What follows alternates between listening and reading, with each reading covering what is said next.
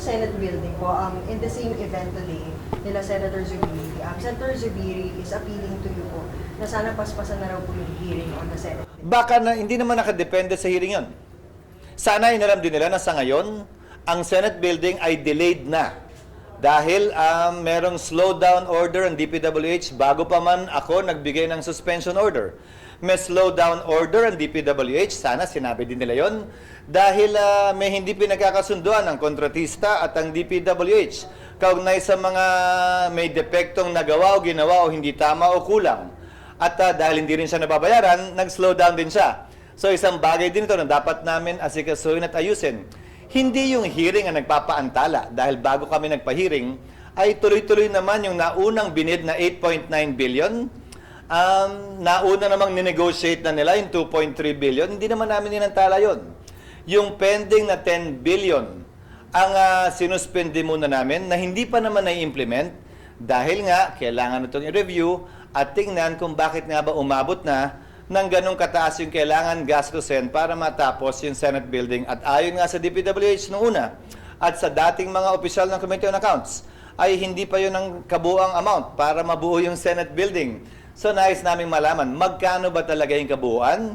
Pangalawa, sa laki niyang building na yan, magkano ba yung gagastusin natin para i-maintain yung building na yan? Lahat ng mga bagay na ito, kinakailangan at importanteng malaman at hindi yung pikit mata lamang kaming papasok, gaano man kaganda yan, kung hindi naman kakonsensya, yung halagang kailangan gastusin ng sambayanan para dyan, hindi ko rin naman mapapayagan yun.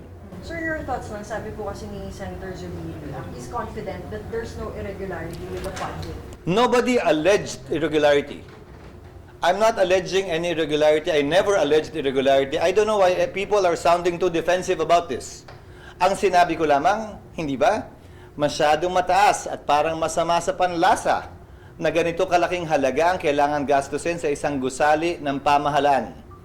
Yun ang sinabi ko.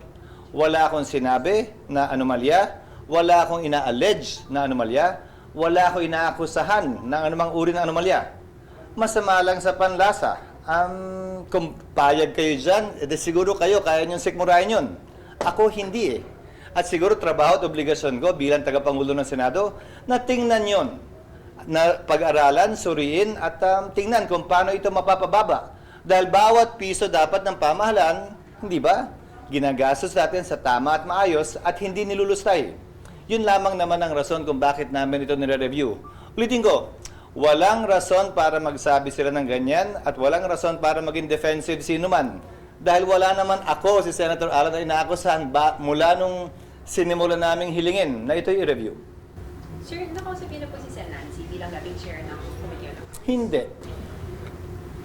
At ang sinasabi niyang gusto raw niyang kausapin si Senator Alan, kayo naman ang sinasabihan, pwede naman niyang i-text si Senator Alan. So pakitanong si Senator Alan kung na-text na nga ba siya ni Senator Nancy.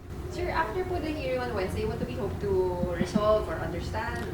I don't know. It was Senator Alan who called for the hearing. And when I asked him why, initially the reason he told me was DPWH was not cooperative.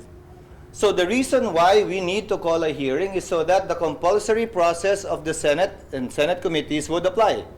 That we can issue compulsory process to compel them to answer certain basic questions and to submit certain basic documents that, according to Senator Cayetano, is not being submitted on time and at least based on what he needs by the DPWH. Sir, for the record lang po, ngayon may ongoing na construction na nagaganap dun sa Senate. Most likely because I did not order a stoppage.